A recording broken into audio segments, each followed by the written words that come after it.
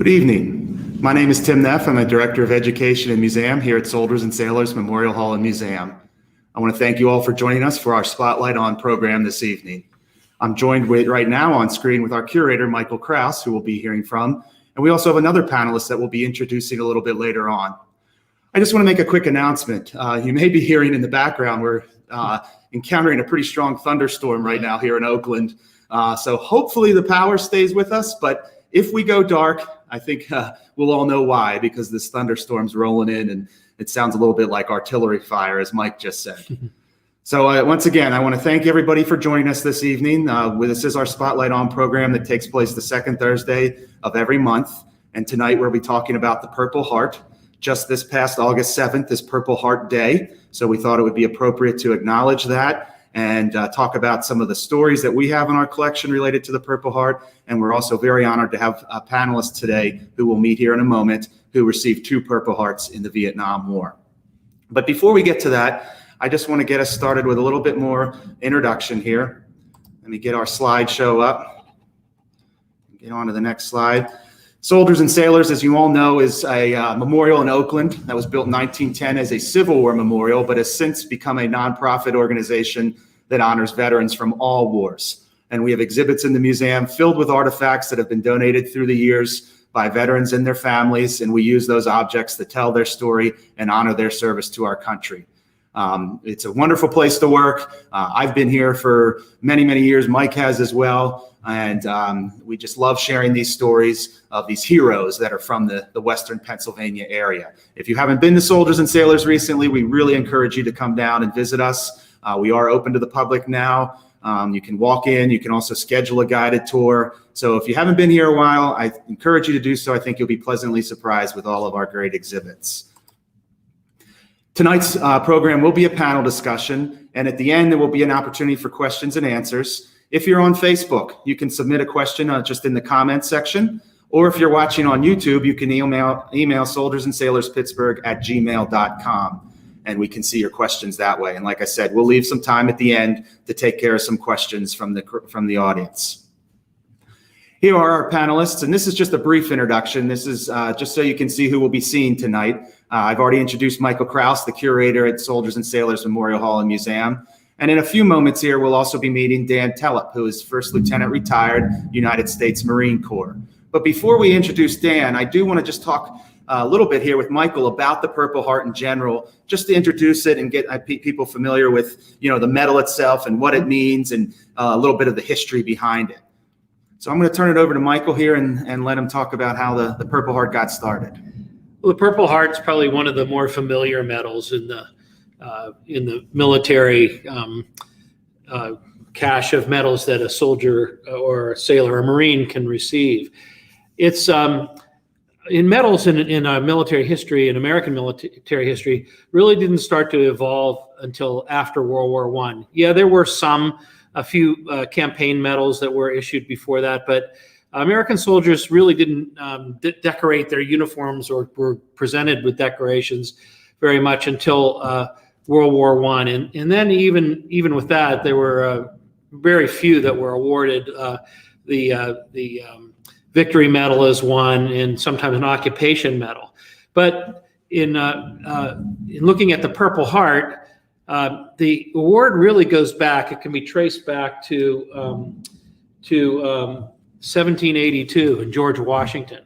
And here you see on the left is the actual first Purple Heart. It's a patch. It's a patch that's embroidered. And on the right is a reproduction we have in our collection. Washington enacted this award for military merit. And it was supposed to be for enlisted men, which is another very rare thing. Normally it would be officers who would be decked with medals and not enlisted men.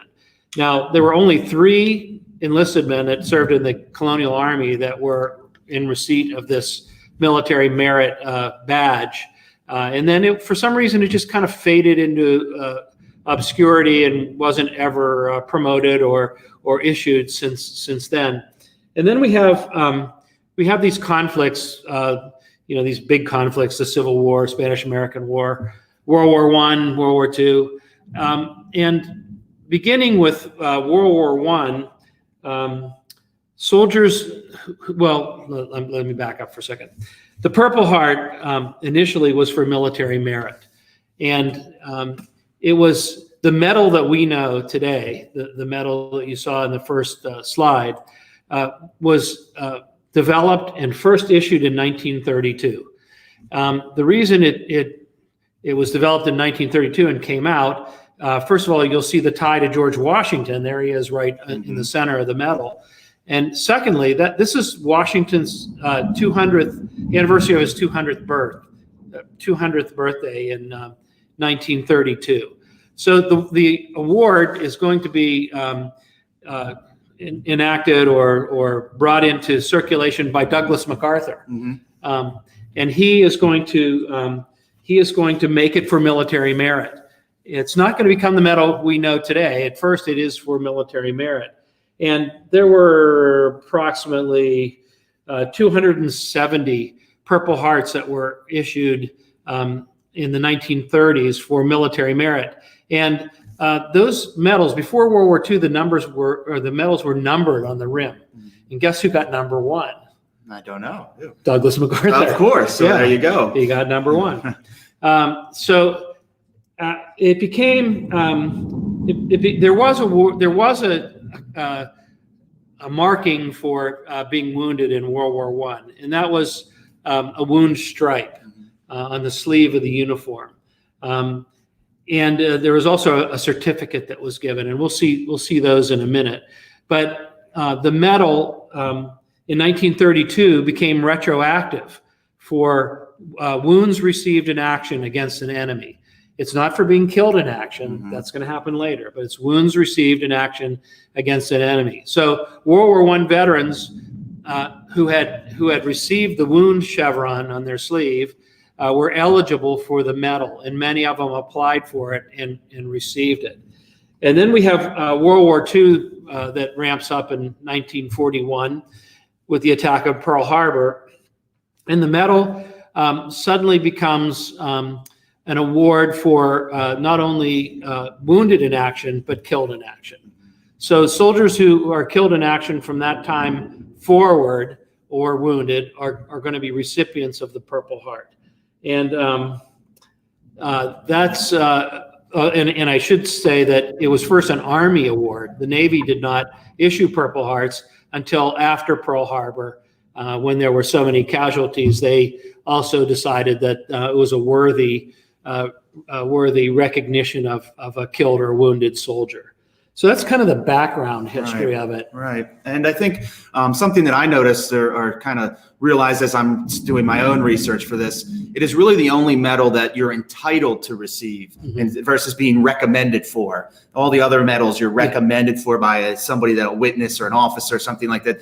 This one is pretty cut and dry. You know, if you're wounded in action against the enemy, you're entitled to receive the Purple Heart.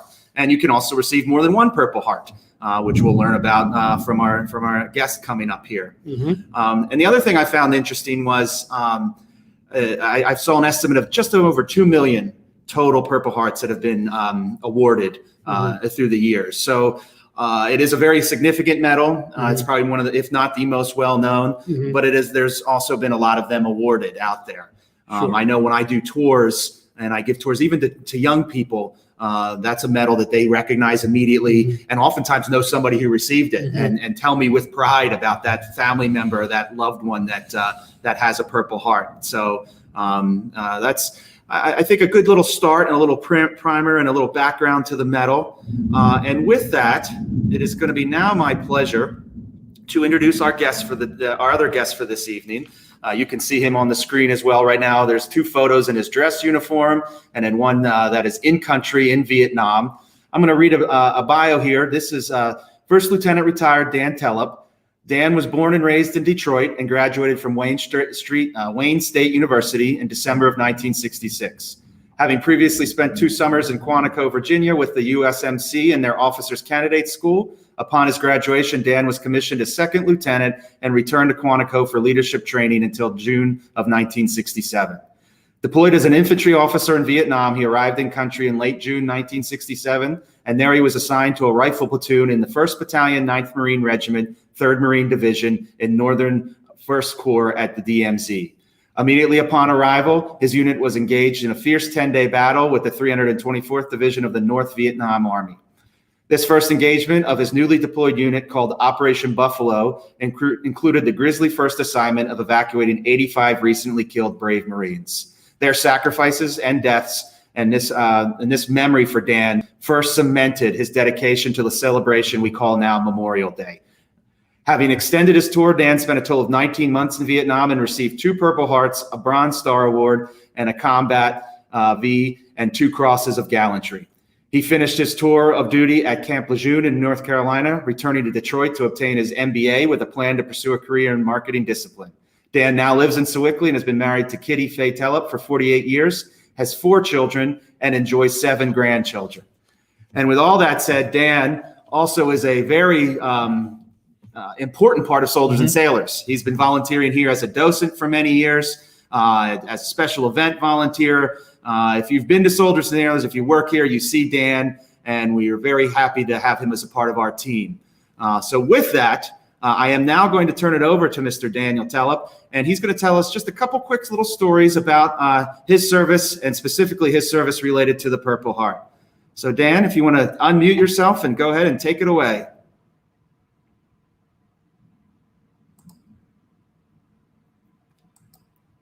Hang on, Dan. There you go. There you go. You're unmuted no. now. Okay. Hold on. Dan, we got you muted again. Sorry, I think I might have done that. Can you unmute yourself again? How about there now? we go. Yeah, got it. I'm unmuted now? You're Yes. good to go. Thank you very much. Well, first of all, to those that are in the audience and listening, I'm honored to have been asked to share my story with you today. And as Tim suggested, if you've not been down to our museum, we would love to have you. And I personally would be thrilled to be the docent that gives you a tour of our wonderful museum and memorial hall. But I have about maybe 7 or 8 minutes here, and let me get started by first saying that Tim mentioned that I was in the DMZ. The DMZ, the demilitarized zone, was about maybe a half a mile to a mile from the Ben Hai River. So I was always very close to North Vietnam in the war zone itself. And 1st Battalion, 9th Marines had the responsibility in the 3rd Marine Division of patrolling that northern area. We had a recon team of 6 Marines that went out, got surrounded, got in trouble. Bravo Company went in to rescue them. They got ambushed. Alpha Company went in to rescue Bravo Company. They got ambushed.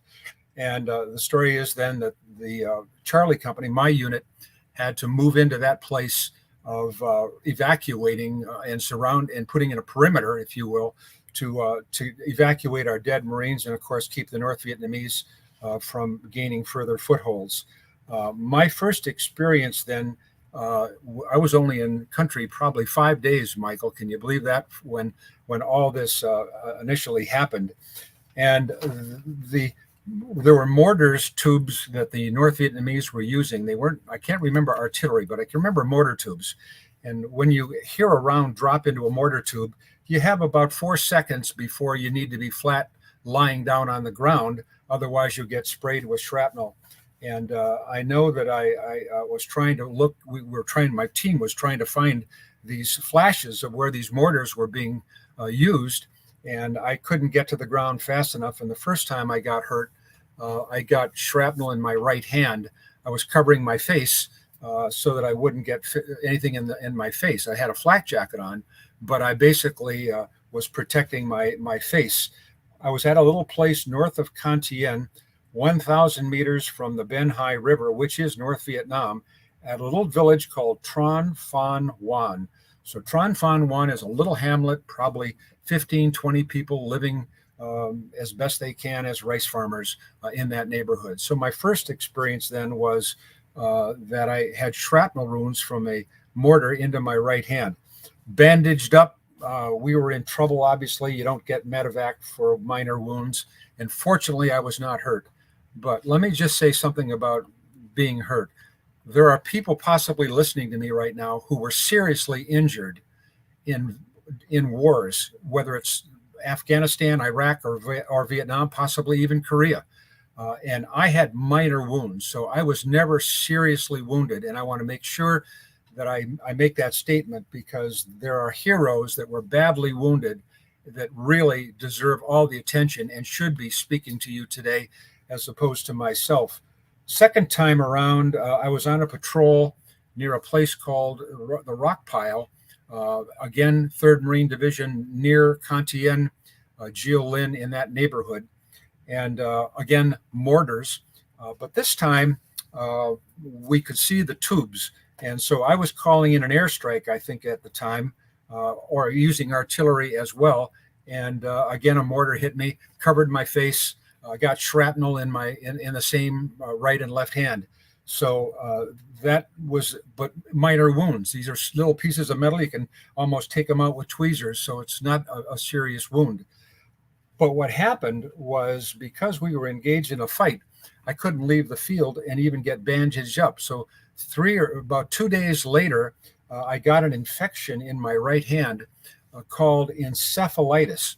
Encephalitis is a infection that your fingers and your hand doubles in size. I mean, literally, it was almost like the size of a baseball glove. I had a fever about 103, 104 degrees. I was burning up, so my people were pouring water all over my face to cool me down. I was medevaced, and I went to Da Nang with this encephalitis and this infection that I had because of my wounds not being treated properly. So the very interesting sideline to this is that Bob Hope happened to have a team of entertainers in Da Nang that particular week or weekend. So I was in a private room by myself with IVs in me, air conditioned. I was in pretty good shape, or recovering. I was sound asleep, and I had someone come into my room, and they touched my forehead like this, and they touched my forehead, and I opened my eyes, and I saw this magnificent, beautiful lady with a very low-cut blouse saying, "Lieutenant Telep, how are you feeling?" And I thought I died and went to heaven because I could not believe seeing this young lady dressed that way in my little room, asking me how I was feeling. So that was part of Bob Hope's great entertainment journey. So with that, I was patched up, went back into the field, and continued to be a part of my rifle platoon. I was a commanding officer of probably 40, 45 Marines. We would continue to go out on patrols and sweeps looking for enemy. And occasionally we would set up an ambush, but more likely we were trying to engage and make contact so we could bring in airplanes as well as artillery and hopefully do some damage. So that's really my story, if you will, Tim and Mike, on at least the 2 wounds that I've had. As I said, minor wounds. These were not serious, with the exception of the medevac with the encephalitis, because that was a dangerous situation, probably 103, 104 degrees. That could have hurt me badly had I not been medevaced. Well, Dan, thank you so much for sharing your story. I do have a question for you. Do you still have your medals? I do. Absolutely do, sir. Mm-hmm. Would you like to see it? Do you have it where you could show us? Yeah, my wife can get it for me. It's right in her mouth. She's right behind me. Okay. Yeah, I'd be happy to show it to you. And we were talking before we got on. How did you actually receive the medal? How did that process go? Well, Timmy, I had a 70-year-old birthday here 2 days ago, and I can't remember everything, every single little detail, but I know for sure when I rotated back after serving an additional 6 months. Yeah, here's one of the medal right here. Can you see it okay? Yeah. Right. Where's right Yeah. here? So you have a star on your ribbon. Right. A star on the ribbon. Right. Right. Which is multiple award. Multiple awards. Right. But anyway, the story I was going to say is I know I had the medals physically given to me in Vietnam because I had them when I arrived at Camp Lejeune 18 months later. Okay. They were on my uniform. And Yeah. So it would have, I can't remember the details when, I know I didn't get my Bronze Star until I got to Camp Lejeune later. Okay. Yeah, and I didn't know that. Once again, something else I learned just in our conversations before we went live was that for the Marine Corps, a second medal is denoted by the star. I'm used to the oak leaf cluster, which is for the Army. But in the Marine Corps, it's a star. So even for me, I'm learning something in this show. Even though I've been working with soldiers and sailors all this time, it's still great to learn new little things like that. Mike, do you have anything that you wanted to ask Dan? Or I did, and I forgot. Well, we'll have some time at the end to revisit with Dan and see if there's any questions from the audience. As a reminder, if you have a question for Dan or Michael or even me for some reason, if you had a question for me, you can put it in the comments section on Facebook or email soldiersandsailorspittsburgh@gmail.com. So with that, let's move on now, and we're going to start to highlight some of the Purple Heart stories that are part of the collection here at Soldiers and Sailors. And we're going to go in chronological order. So we're going to start with World War I.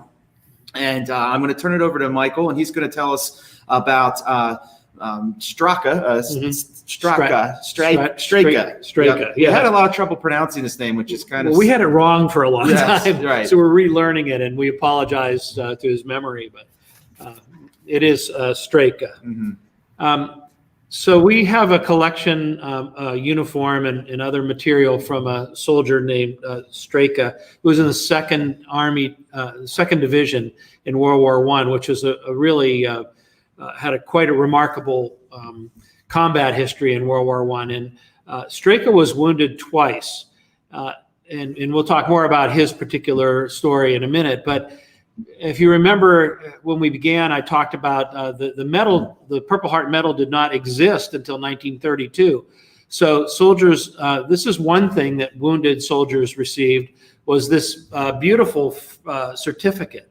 It's about 16 by 22 inches, and it's all hand lettered in the bottom with the soldier's name, and it says, was wounded in action during the World War. It also could say there are certificates that say killed in action during the war too. But this was one of the things you would get as a recognition to being wounded, and we call them a wound certificate, a wounded in action certificate. And the other. And I think this is where I just wanted to point out. So just so I'm understanding this, the medal didn't come till after the war, right? But this would have been a way to prove that you were wounded and would have validated you receiving the medal, after the war. Yeah, these were sent to soldiers after 1919, right? And kind of doing all the paperwork and getting something to them. Got it. Yeah. So here we have Private John Straka. Yeah, here's Private John Straka's uniform, and on the left is his Purple Heart. Which is in the center picture enlarged. To the right of that is his victory medal. And all those little bars you see are names of battles and campaigns that he was in. The third medal is a second division medal. It's not something that was issued by the military, but was an interdivisional medal. His name is engraved on the back. And he has a fourragère, that's the braided rope that goes around under the arm and through the epaulet. And these were given to units that were particularly hard-fighting units that fought in France. So let's go back to his medal, the center picture, and you see the clusters there. He was wounded 3 times. So the one oak leaf cluster is a single wound, the second is a second wound, and the medal itself represents a third wound. How do we know that? Well, on his sleeve are the wound stripes, and they're on the left sleeve, and these are bullion metal thread embroidered chevrons upside down. The right sleeve would have his service chevrons, but the left would be wound chevrons. So Straka came home with simply the wound chevrons, and later he was awarded the Purple Heart medal, which his name is engraved on the reverse of this medal, right? As many of them were in the beginning. And this uniform is on display in our World War I display case with several other uniforms with the medals obviously prominently displayed there. So now we're going to move on to World War II, and here we're going to highlight Staff Sergeant Robert G. Davis. There you can see, just like Michael was talking about, how they can put your name on the back, and the name is placed on the back of the medal. So this is the back view of Davis's medal. In fact, this is the box here. Davis, the box the medal came in, and the medal is inside here. this is how they were presented. Now, Robert Davis was in a very famous regiment. He was in the Second Rangers. They were a very specialized battalion that landed at D-Day at Pointe du Hoc. If you saw the movie Saving Private Ryan, that was Second Rangers. So Davis is in that first assault, lands on the beach at Pointe du Hoc, makes his way to safety, away from enemy fire, intense enemy fire, and he notices his captain or his lieutenant is wounded. He also is a radio man, and he sets up his radio, and he's under like rock shelter, so he's not getting good reception. So he goes out first of all to see if he can help the lieutenant, and the lieutenant said, just leave me, get the radio running. And he went back to he wasn't able to stay in the same position, so he pulled himself out, exposed to enemy fire, and he was killed. We know this story because the lieutenant months later wrote a letter home to Davis's mother and explained the whole circumstances of his death. But this medal, these medals were sent home, and that's why it's in this case. And these were kind of referred to as coffin cases, because a lot of times when this came home, that meant a soldier was killed in action. And also in World War II, I know you probably won't be able to see it, but the reverse is engraved, and you really find that only on killed in action medals as well. So here's a hero who, incidentally, he lived right up the street from Soldiers and Sailors. He lived right where the Peterson Event Center is. The neighborhoods have since been turned into university properties, but I feel like he would have been very familiar with our building and known where we are, and we honor his memory today. And this is a very recent donation to our collection. It is, yeah. It came in from a family member who didn't know him. Davis was killed before this gentleman was old enough to remember him. And he brought several pieces in, including the patch, the Ranger patch, and the certificate that goes with the medal. And a very touching piece is there was a portrait of Davis and his mother in like a double case like this. And as we were examining the case like this, as we were examining the case, the two pictures, a lot of times we'll pull pictures out of frames because the frames are cumbersome and they're not archival. And we were about to do that with these pictures, and we noticed that there was a kiss on the cheek of the soldier from his mother, like the imprint of a kiss. So we saved it. And the other pieces we have, is that? Yep, we can look at those now. Yeah, okay. These are pieces that are Staff Sergeant Robert Davis. The left is the telegram that we hear about so many times that would be delivered to the house of a killed in action soldier. And it was often the first time the family had any information that their loved one was killed. And it's, it reads that, your son, so-and-so was killed in action on, I think it's in June in France, June 6th, 1944 in France. And there'll be more information to follow.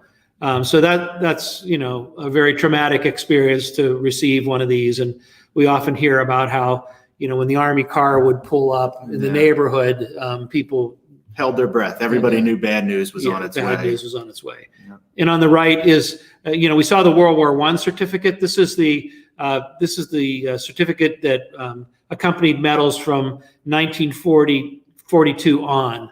This is the Purple Heart certificate for Robert Davis. Yeah, so this is the first time we're sharing all of these things. Yeah. These aren't on display. Nobody had ever seen them through our museum before. It's always great to be able to do that. And there's another World War II medal, Corporal Martin C. Maiers. And this is on display in our War in the Pacific display exhibit. Mm-hmm. And I'll let Michael tell us just a quick story about that. Sure. Now, we heard from Dan, and we learned from Dan about, with 2 awards of the Purple Heart, that in the Marines, the second award is a star. Mm-hmm. So right away, we can use what we've learned and look at Corporal Maiers' medal and see that he too was wounded twice. Maiers was in the 23rd Marines in the Pacific, L Company. On June 15th, 1944, he was wounded in the Marianas Islands. He would recover from that wound and go on to fight at Iwo Jima, where he was killed by a Japanese sniper and did not survive the war. And this is his medal that was sent home to the family. And you can see that that is on display here. And, you know, the difference of the Navy versus the Army or Marine is the star rather than the cluster. Right. And then we're going to move into the Korean War. And this is Corporal Kenneth Tuttle, which is on display currently. This is from our display case about the POW and MIAs. But of course, you see his Purple Heart there, and let Michael tell us about that. Yeah, now Tuttle had served in the Navy in World War II and came home and found himself wanting to volunteer for Korea, which he did. He went to Korea and he was captured and went missing. And we have an entire collection of his mother's letters back and forth, trying to find any record they could from the Red Cross that had visited North Korean prison camps, or any other types of information from prisoners that had been released or escaped, whether they had seen him. And her whole life, his remains were never recovered. And these were the medals that he was presented with after he was declared dead. So he received a Purple Heart. There's the UN Korea Medal, a Combat Infantry Badge, and this is all that we have of him. And you know, there is a chance. And lately, there's been a lot of forensic medicine being done on remains that are being returned from North Korea, and perhaps someday Kenneth Tuttle will come home. But he's our Korean War Purple Heart recipient. And then we're going to move on here to Vietnam. Then this is Lance Corporal William R. Prom. And he has an amazing story, and actually is highlighted as a Medal of Honor recipient as well. That's right. But we're, of course, focusing on the Purple Heart today. So what can you tell us about him? Yeah, Prom was a Marine who lived on Troy Hill. Went to Vietnam in 1968 and 69, was involved in some major combat. In one particular action, his platoon was ambushed. He was a machine gunner, so he had an M60 machine gun. He charged the enemy position and made it to his wounded buddies and protected them while they could be pulled to the rear and where they could receive medical treatment or be evacuated. The platoon kept moving forward. They were ambushed again with more wounded up ahead. And Prom did a similar thing, only this time, rather than just laying in a position with the wounded Marines, with his wounded Marines, he charged right up into the enemy bunker and laid down machine gun fire inside, killing quite a few of the enemy soldiers. But in the course of that, he too was killed. So he was that was recognized as a major act of gallantry, and he was nominated and received the the Medal of Honor. And I almost slipped and said Congressional Medal of Honor. We don't call it the Congressional Medal of Honor. The real name is the Medal of Honor. And these are the medals that were awarded to him posthumously, his family posthumously.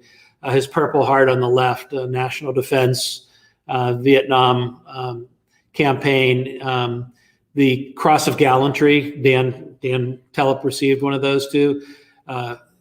Prom's has a palm on it, which is a grade, a second grade up. Then there's a Vietnam Service Medal, and that's another Vietnam medal. I can't recall what it is, by the Vietnamese government on the right-hand side. But Prom's Medal of Honor and this medal bar can be seen here in our museum, where we In fact, we can see it right here. Yeah. Behind Michael right. is Prom's Medal of Honor on display here. Yeah. One of the 7 medals that we have on display in the Hall of Valor, where Michael and I are sitting right now. And and truly some of our most prized artifacts in our collection. And just we're so thankful for the families to be able to have these in a part of our collection and share these types of stories. And we're going to move on now to Specialist James Stuck. And this is, correct me if I'm wrong, is this Iraq, Afghanistan? Iraq. Iraq, Yeah, okay. Iraq. So you want to tell us about James? You know, we still we have a lot of conflicts that we are in, and the latest ones, Iraq and Afghanistan. Stuck was in action in Iraq, and an IED exploded near his vehicle, and he lost a leg in that explosion. Came home to recover, and I like this picture because he is being pinned with a medal, the Purple Heart medal, in the hospital by one of his friends, who most likely was a recipient as well. Stuck was here. We had him here as a guest of honor on one occasion. He has a prosthetic leg, and to see him move, you certainly wouldn't even know that he was missing a leg. But this is one of our more modern recipients stories that we have here. Yeah, and just to be clear, these aren't the only Purple Heart stories we have, and it isn't easy to select which ones we have to share. We might have to do this again in the future, because we could do it again with a whole new set of stories. But you know, this is what Soldiers and Sailors is all about, is telling these types of stories and sharing these with the public. And it's all made possible through the donations of these families that give us these items that allows us to do this. Yeah, we're very lucky that people are so generous with these treasures. Right. So with that, I want to open it up and see if there's any questions at all. I'd be happy to, moderate any questions if there are any. I'm looking at the comments here. I don't see any coming through right now. Maybe one of our loyal viewers could come through with the question, maybe for Michael or Dan. In the meantime, I just want to point out how lucky we are. We survived this storm. Yeah. I don't know if you guys could hear it, but the thunder was just rumbling like crazy outdoors, and we had a couple flickers of the light, but we were able to survive and get through it. So we're very thankful for that. And thank you so much, Dan, for joining us tonight. Not seeing any questions come through here. I could throw a few more fun facts out. Yeah, if you have some fun facts, let's Sure. go with it. In the September 11th attacks on the Pentagon, there were 58 Purple Hearts that were awarded to armed service personnel who were wounded in that attack. That's really unusual, because that's on our soil. Yeah, right. That's very unusual to have happen. And since the 1930s through today, there's been a lot of criteria discussions about what is a wound, and should it be inflicted by an enemy. A lot of discussion about whether brain trauma wounds, we see a lot of in Iraq and Afghanistan. They've now been recognized as qualifying for a Purple Heart. Also, POWs. People wonder about POWs, and for a long time, no, they weren't recognized with Purple Hearts. But it was in the 1980s when these medals always get reviewed in the language that it was decided that soldiers who had been prisoners of war, who were injured or beaten, there are no records a lot of times of a soldier going to a hospital, for instance, afterwards. But those soldiers were entitled to a Purple Heart medal as well. Between 1932 and 1942, killed in actions were not recognized, so talked about in World War I. So the wounded in World War I would receive Purple Hearts, but not the killed. So in later, that's never actually been retrofitted. It's always been like that for World War I. So those are a few extra facts. And I did see a question come up here. Looks like somebody missed Straka's residence, and you were saying right here in Oakland. You were saying, right? Is that? No, he wasn't from Oakland. No, that was Davis. Was from Yeah. Oakland. Geez, I know it, and I can't remember where it was. And I can. I know the person asking, and I can email him that. Okay. I'm sorry, I just slipped my mind. Any other questions out there? Maybe I'll throw it to Dan here. Dan, do you have any last comments you'd like to make? I'm going to unmute you here. I'm going to try. You're going to have to unmute yourself, Dan. I can't do it for some reason. If you can. Am I okay now? There you go. Yep, you're live with us. Michael, can a civilian be awarded a Purple Heart, for example, 9/11 or at the Pentagon, if in fact they were hit with shrapnel from the plane that crashed? Would they be eligible? No. No. Only no. military. Only Only military. military. Some civilian military advisors. Right. I was going to say, I Okay. think there is something, Yes. if it's military, through the military as an advisor, or Yeah. even it might even be, I don't know about contractor. No, I don't but- think a contract. No, but Yeah. but so to your pet question, Dan, with 9/11, no, but yes, there are some civilians that have received it Yeah. for as an Okay. advisory role. Like in our early days in Vietnam, there were Yeah, and that's when it- advisors. Yeah. And that's when it That's changed, right. when they decided to make Yeah. that change, was for the Got it. early days in Vietnam. Yep. Mhm. I was reading Thank about you. that today. Yep, you're welcome. Well, I think with that, I'm going to pull up our screen again with the slides so we can see a little bit more about Soldiers and Sailors. Once again, we're very excited to welcome back guests. We can do guided tours for you. We are doing our Civil War summer camp this week, which has been a lot of fun to have Yeah. 13 young campers here learning all about the Civil War. We had a nice visit from Abraham Lincoln today, and that's been going really well. And General Grant was here and yesterday. General Grant passed through yesterday. Yep. And next month, in September, on September 9th, the second Thursday, we will have a spotlight on about the Society of the Honor Guard, the Tomb of the Unknown Soldier. Wow. We will have an actual retired tomb guard joining us for this presentation. We'll learn all about his service and the tomb itself. So we're very excited about that one. And we've got some other really exciting ones coming up this year, including one that I think we just kind of nailed down about beer in World War II. So that's a little bit different for us, but we thought that might be something interesting. But I think we'll really look forward to next month and the Society of the Honor Guard and the Tomb of the Unknown Soldier. So with that, I want to once again thank everyone for joining us this evening. Thank you, Mr. Telep, for your time. And as always, you're very much appreciated. Thank you, Michael. And we're going to go ahead and sign off now. And I hope everybody enjoys the evening. Stay safe. This storm must be passing through the whole city. So please stay safe and take care, everybody. We'll see you. Thanks, Tim. Thanks, Michael. Thank you, Dan.